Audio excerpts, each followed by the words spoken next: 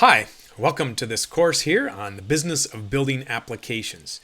We're in a section right now called the business plan. So if you've been following me along, you can see that we have several ideas about how to make a successful business app.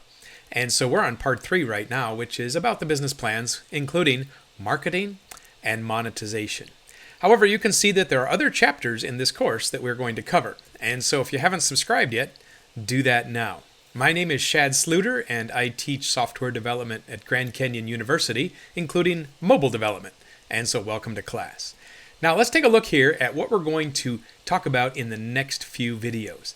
So we're on the app business plan cycle, which I'm going to just put into 4 different categories.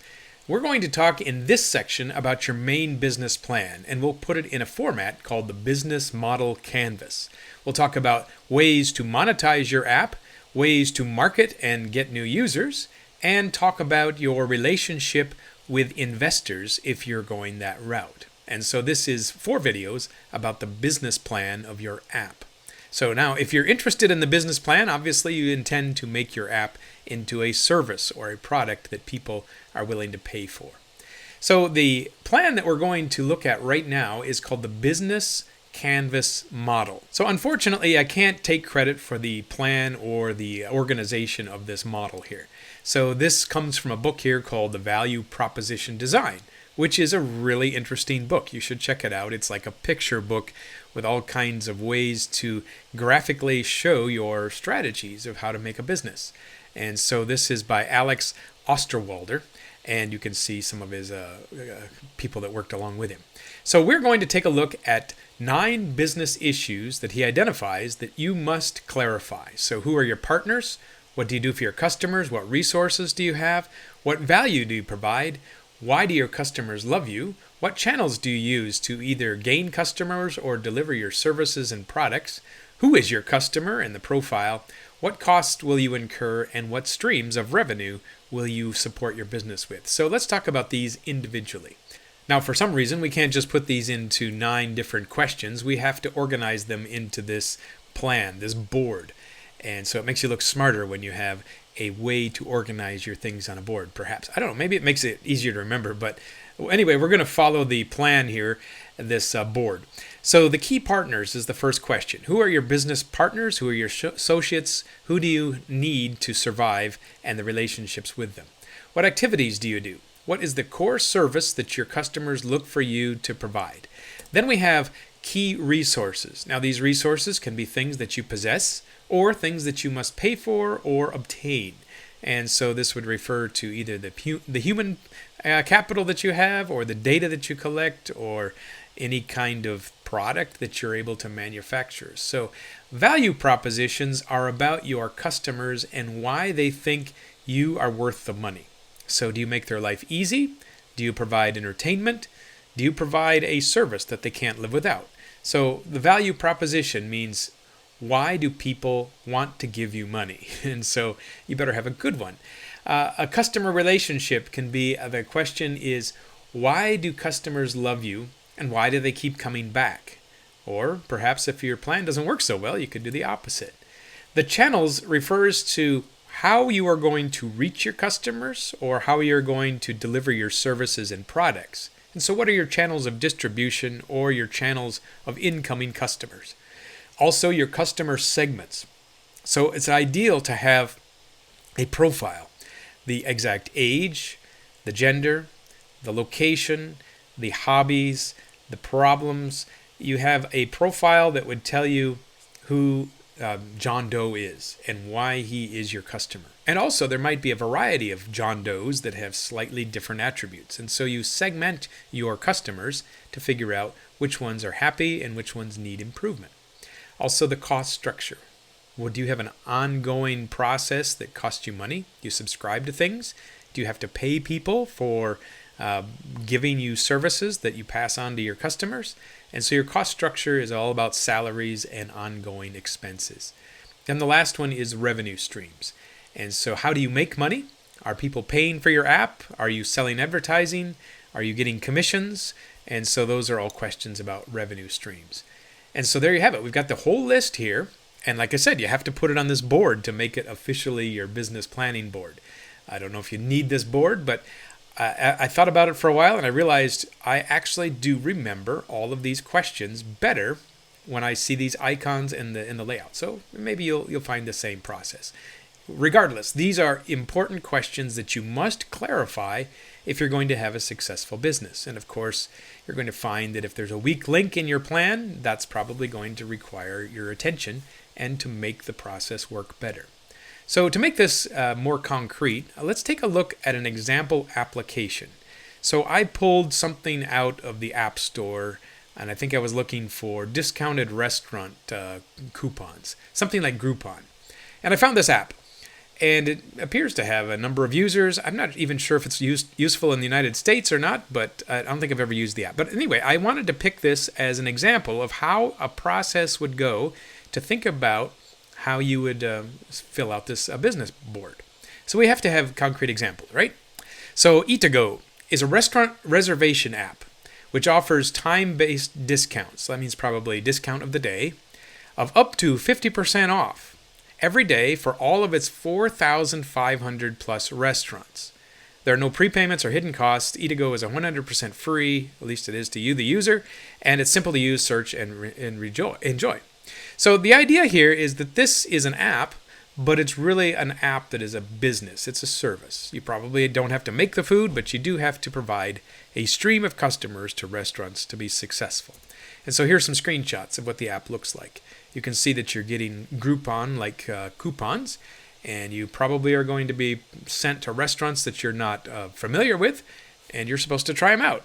And of course, the restaurant is going to hopefully see you again, and they will become your favorite place to eat. So let's take this example and answer some of the questions that will go on this business planning board. So let's start over. So we have this key partners. Now, if you were that restaurant app, Eatago, who are the partners? Well, think of those 4,500 restaurants that are willing to give you the discount. So those would be probably the key partners. So I put down here restaurants, maybe caterers, food trucks, hotels, anyone that's willing to pay you to bring them a new client. And so your key partnerships here, you better make sure that you're really strong with these people and you are on good terms. If these things go sour, your whole business plan will fail. And so that's why they're called key partners. The second is, what activities do you do? So if you had to give the elevator pitch about this app, you say, hi, I am Shad. I have this app called Eatago, and what would you say?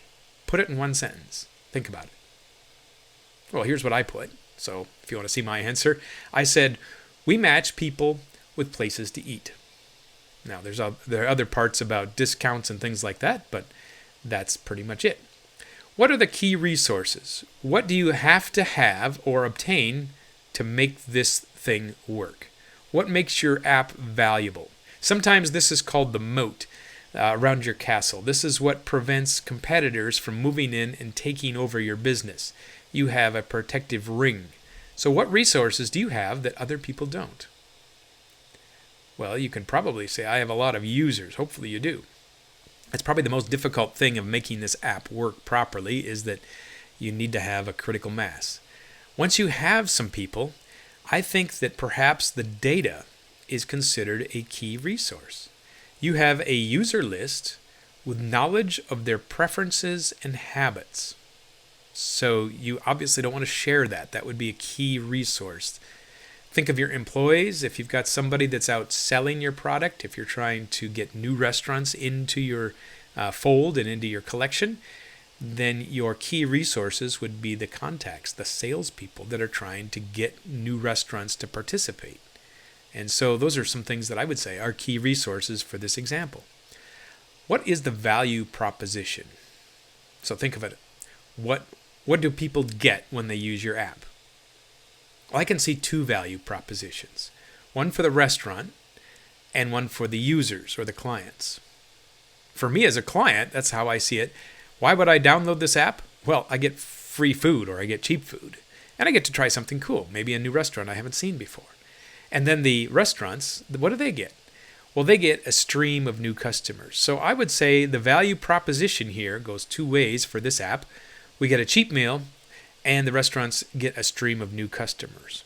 Now, Groupon, some time ago, was a hot item. It seemed like everybody wanted to use Groupon.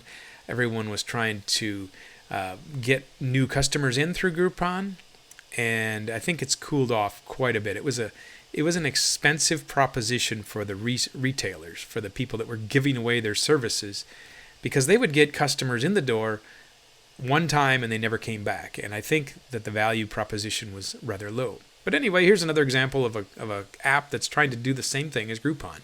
Maybe they're more successful. So your restaurants have to have some kind of a payoff in the long term. Of course, you give them the first impression. The restaurant's job is to make it a good one. Who are the customers and why do they love you? So the customer relationships. So I would say that your way to make your customers love you is that every time they open the app or they turn on their phone, they get an alert that says, hey, there's a new offer. You get a constant stream of good deals and interesting places to eat. And that would make me want to open the app and keep it installed on my phone. You can also say the key relationships with your restaurants is that you have a steady stream of good customers. Now, I think some restaurants might argue that these are bad customers. A bad customer for a restaurant is somebody that doesn't tip, that doesn't pay, that only works with coupons. I know I'm certainly a bad customer when it comes to restaurants. I hate spending money. And so I usually look for rather inexpensive places to eat. So I would not be one of the target users that a restaurant would be trying to get. Here's another one. What are the channels? So the channels for delivering your product and the channels for obtaining new clients. So let's talk about this one. We would probably think about a steady stream of people downloading and trying our app through social media. So if you go viral, that's great, where you have recommendations from your friends. But to get to that point, you're probably going to invest a great deal of money in acquiring new customers. So people will probably see an ad on Facebook, or maybe on TripAdvisor or Instagram, or maybe they're Googling restaurant names.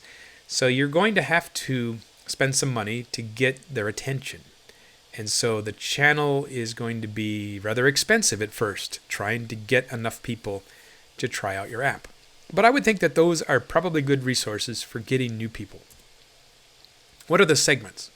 Like I told you earlier, I probably wouldn't fit one of these. But here are some segments that I would see are likely. People who travel. You're in a new city and you don't know where to eat. People that eat out a lot, obviously. Business lunches. And maybe you're trying to target somebody that has an expense account at work. Maybe, maybe not. People that have expense accounts probably don't worry about 50% off deals. Maybe that's not a good customer segment. There's going to have to be some research here. Obviously, I'm guessing at where their customer segments are. But people that eat out and like a variety of food are likely going to be good customer segments here. Let's talk about the cost structure. Where are you going to be spending money? Well, you're probably going to be spending money on ads. You're going to have to be able to collect new clients.